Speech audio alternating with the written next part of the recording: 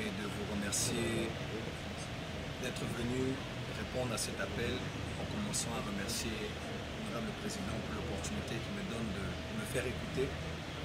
Sans oublier, n'est-ce pas, M. Timothée aussi, qui a travaillé dans le même processus pour que nous puissions nous rencontrer ainsi. Physionomiquement parlant, beaucoup de gens à Kinshasa et dans le monde se posent souvent la question de savoir et Burundais. Peu de gens... Donc c'est là où vous devez commencer. Oui. Rwandais, Burundais, peut-être Sud-Africain même. Voilà.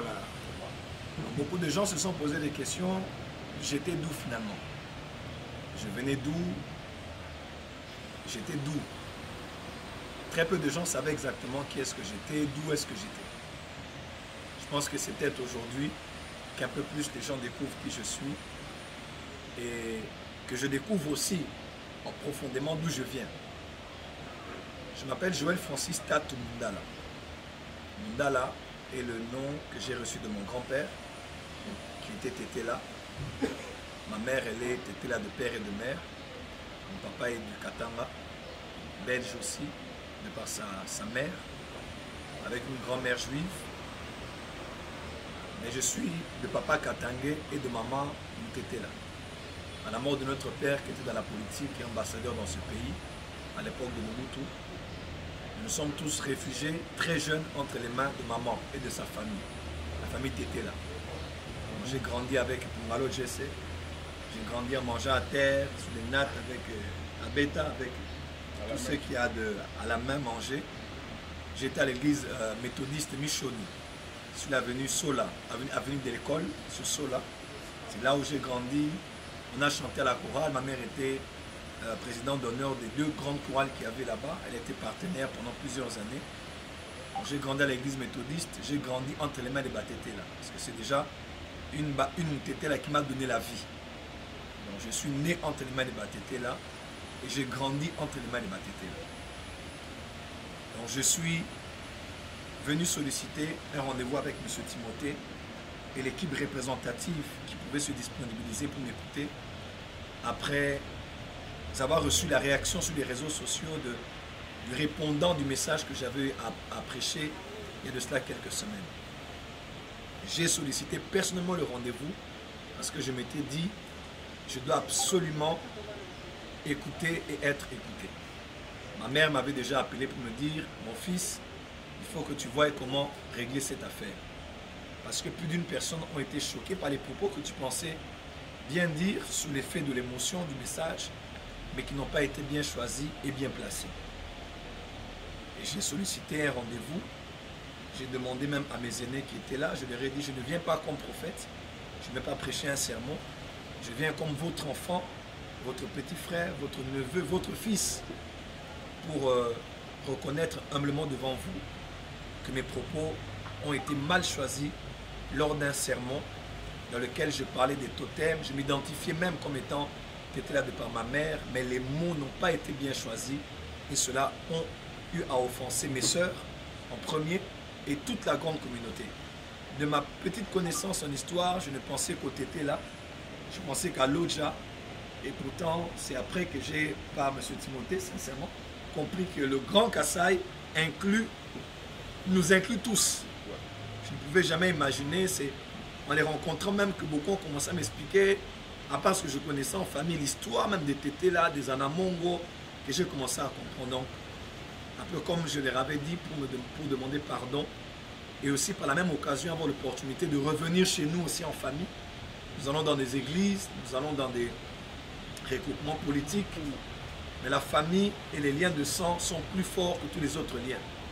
Pourquoi pas revenir aussi chez nous, après avoir humblement reçu le pardon, pour en apprendre un peu plus et voir comment avec le peu de ce que le Dieu de chez nous a eu accordé à l'un des vôtres, voir comment on peut contribuer pour faire avancer la communauté. En tout cas, je voulais, à ceux qui sont ici, réitérer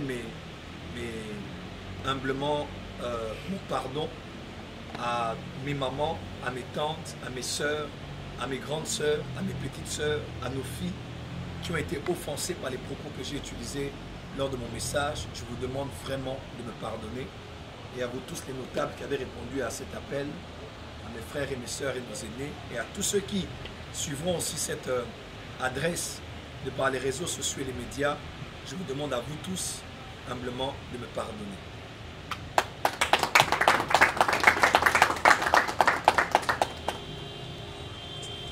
Je promets que ces choses n'auront plus à se répéter. Et si des choses auront à être faites aujourd'hui, je crois que ce serait pour le bien de ma communauté en tant que serviteur de Dieu, en tant que citoyen congolais et aussi originaire de chez nous. Voilà le peu que j'avais à vous adresser en ce jour. Merci beaucoup.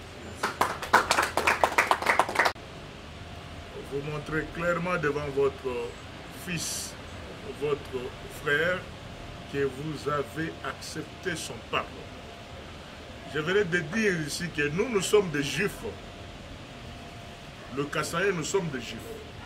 Au nom des notables membres de la synergie que nous pilotons, nous voudrons le dire clairement, comme mon jeune frère Timothée venait de le dire aussi, que nous voudrons tout simplement supplier le va-t-en-guerre, c'est-à-dire que ceux qui aiment le sensationnel, de comprendre qu'il y a un tout, il y a un temps pour tout. Il y a un temps pour commettre une faute, et il y a aussi un temps pour corriger cette faute-là. Et aujourd'hui, au niveau de l'espace du Grand Kassai, nous ne sommes limités qu'à lire la parole de Dieu. C'est-à-dire, ceux qui n'ont pas encore compris, nous leur renvoyons à la lecture de cette parole. Matthieu chapitre 18, versets 15 à 22. Et aussi, nous voudrons renseigner à chacun de nous de comprendre l'importance de la seule prière que Jésus nous a laissée. Seigneur, vous allez maintenant auprès de Père. Comment nous allons commencer à prier? Il dit que je ne vous enseigne pas autre chose que la prière de notre Père, qui dit dans une de ses phrases, pardonnez-nous comme nous pardonnons aussi à ceux qui nous ont offensés. Si nous faisons cette prière-là, sans hypocrisie, est-ce qu'il y a un Kassaïen qui peut ne pas pardonner à Francis? Et si nous sommes réellement des croyants, et si vous avez écouté votre fils, votre frère, qui fait la fierté de notre communauté, et vous l'a dit ici, personne n'a jamais pensé que le fils était de l'espace du Grand Kassai et de l'espace du Grand Katanga. Donc, au-delà d'être de l'espace... Donc, il est l'union de ce que nous avons fait, nous ici, autrefois, dans le cas de l'alliance Katanga-Kassai, l'AKK. Nous avons aussi une autre alliance, comme ça, avec le président Mbouyou, le président Célestin Mbouyou, le vieux Paul Gabriel Kapita Chabani. Nous avons mis en place l'AKK, Alliance Katanga-Kassai, qui va au-delà. Donc, vous êtes dans plusieurs organisations, vous êtes Otetelake Mafumbe, et au-delà de ça, vous êtes Grand Kassai, et au-delà du Grand Kassai, vous êtes AKK, donc Alliance Katanga-Kassai. Nous avons ce message, nous, descendants des civilisations et des empires, de connaître la force du pardon. Une personne qui ne pardonne jamais dans la vie, Dieu aussi ne le pardonnera pas, et cette personne aussi n'avancera pas dans la vie. C'est ça la puissance que nous avons du pardon. À ce stade, nous sommes arrivés à la fin de nos échanges, qui était tout simplement d'écouter les messages de pardon des prophètes adressés à sa famille biologique, étant internationalement connu. Et dans les enseignements, il vous a dit clairement que c'était des exemples qu'il donnait. Je voudrais que chacun de nous puisse comprendre à ce stade que nous devrions enterrer nos différents mécontentements. Parce que maman Joël, la journaliste, m'a fait rire, dit que non, président, tu sais, quand j'avais lancé le pavé dans le marbre, j'ai eu des milliers de vies, des gens qui étaient contents. Maintenant, quand on lance le message de pardon, ce n'est pas des gens qui acceptent le pardon. Non, il faut continuer. Non, non. En tant que chrétien, on a dit non, non, non, non, il faut arrêter. Moi-même, j'étais très mécontent. Et j'ai eu même l'interpellation de notre secrétaire exécutif du collectif de corps académiques et scientifiques, que je vais demander à dire aussi un mot. Parce que nous sommes déjà à la fin, ça, non, tu n'as pas le mot. J'ai fait un peu la dictature. Mais je voulais seulement te présenter devant ton frère. Je crois que vous avez tous eu à suivre dans les réseaux sociaux une certaine communication et surtout mise en alerte par notre soeur, la journaliste. Ah, vous êtes aussi Joël. J'ai vu Joël se fâcher là dans une des communications des prophètes. Et j'ai vu aussi Tim, mon jeune frère Tim aussi se fâcher. Donc tous les Sankourou étaient en ébullition. Alors je me suis dit, le Sankourou, c'est une province de l'espace du Grand Kassai. Le Grand Kassai ne devant pas rester indifférent quant à ce. Il y a eu un communiqué qui est sorti de notre secrétaire général, Maître Francis Kwamba. Et avant d'aller plus loin, notre fils a eu à réagir, et je l'ai vu à côté de son oncle Tim qui prend moi généralement. Il y a un problème. Et directement, en vertu des pouvoirs qui me sont conférés par les autorités traditionnelles de l'espace du Grand Kassai, j'ai interpellé Tim. Attention, ça ne vous concerne pas seulement vous seuls. C'est une grande affaire où nous devons tous être informés et parler comme des chrétiens, et parler comme des croyants. Et savoir que dans cette vie, nous avons un modèle. Notre modèle à nous, à majorité, c'est Jésus. Notre grand modèle. Pour moi, je ne vous impose pas, nous sommes dans un état laïque, pour moi, le modèle c'est Jésus. Parce que plusieurs fois, nous avons des communications bibliques qui, de temps en temps, Jésus revenait sur des messages qui pouvaient interpeller chacun de nous. On apporte une femme adultère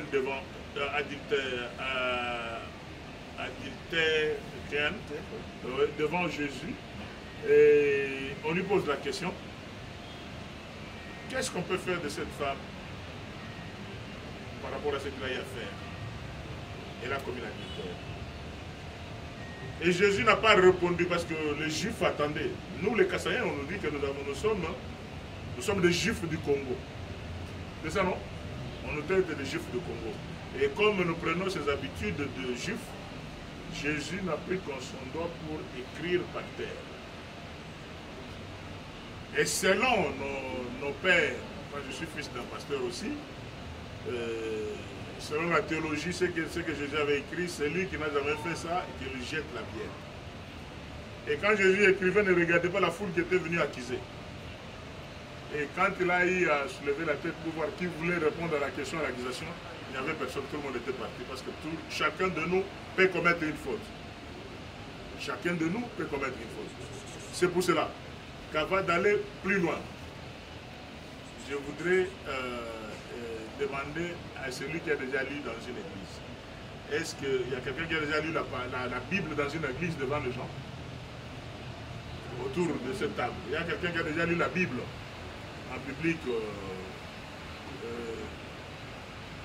une Bible en français qui a lu ça en public, à l'église, en dehors des prophètes. Ok. Nous allons lire dans les livres de Matthieu. Nous allons lire dans les livres de Matthieu, chapitre 18. Nous allons lire le 15e verset au 22e. Après